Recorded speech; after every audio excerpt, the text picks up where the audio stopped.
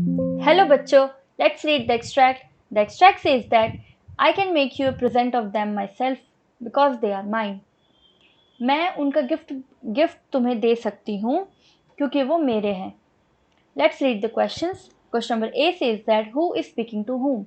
कौन किसको कह रहा है? Question number B, what does them stand for? them से यहाँ क्या मतलब है?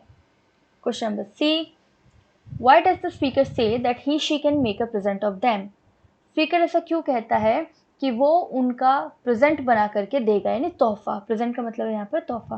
Question number D, do you think the speaker was serious about making a present to the listener? Why not? क्या आपको लगता है कि स्पीकर उनको तोहफे के रूप में देने के बारे में सीरियस था? क्यों और क्यों नहीं? Let's understand the key concept. Presenting the piece of land as gift. जमीन के टुकड़े को गिफ्ट के रूप में देना.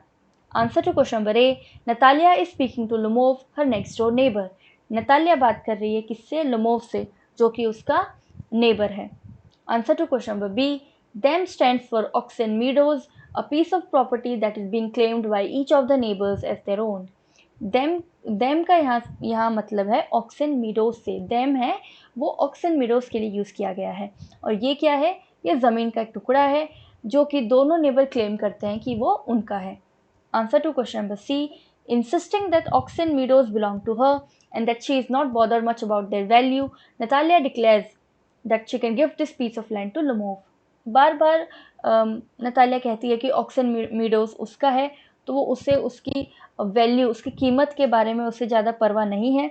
इसीलिए वो कहती है कि मैं तुम्हें उस ज़मीन के टुकड़े को गिफ्ट के रूप में दे दूंगी. Answer to question number D, no. The speaker was not serious because the play reveals that she is a miserly, money-minded girl who will not part with what belongs to her.